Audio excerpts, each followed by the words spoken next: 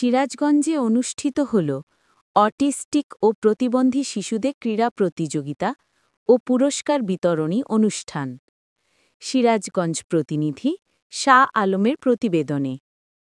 ক্রীড়াই শক্তি, ক্রীড়াই বল, মাদক ছেড়ে মাঠে চল, এই প্রতিপাদ্যকে সামনে রেখে সিরাজগঞ্জ শহীদ এ.কে. শামসুদ্দিন স্টেডিয়ামে অনুষ্ঠিত হল যুব ও ক্রীড়া মন্ত্রণালয়াধীন ক্রীড়া পরিদপ্তরের বার্ষিক ক্রীড়া কর্মসূচি 2025-26-এর আওতায় অটিস্টিক ও বিশেষ চাহিদাসম্পন্ন শিশুদের নিয়ে এই আনন্দ উৎসব অনুষ্ঠিত হয়েছে।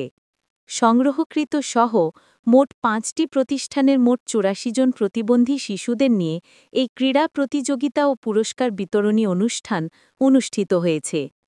খেলাধুলার মধ্যে ছিল বাস্কেটবল নিক্ষেপ, দৌড় প্রতিযোগিতা, গান, নৃত্য, অভিভাবক ও শিক্ষকদের বালিশ খেলা, যেমন খুশি তেমন সাজো। প্রধান অতিথি হিসেবে উপস্থিত ছিলেন জনাব মোহাম্মদ শাহাদত হোসেন, অতিরিক্ত জেলা প্রশাসক উন্নয়ন ও মানব সম্পদ ব্যবস্থাপনা। বিশেষ অতিথি হিসেবে উপস্থিত ছিলেন মোহাম্মদ ফারুক আহমেদ, উপপরিচালক ইসলামী ফাউন্ডেশন সিরাজগঞ্জ। মোহাম্মদ আবুল হাশেম, জেলা প্রতিবন্ধী বিষয়ক কর্মকর্তা সিরাজগঞ্জ। মোহাম্মদ হারুন অর রশিদ খান হাসান, সভাপতি সিরাজগঞ্জ প্রেস ক্লাব। নূরে ইলাহি, জেলা ক্রীড়া অফিসার।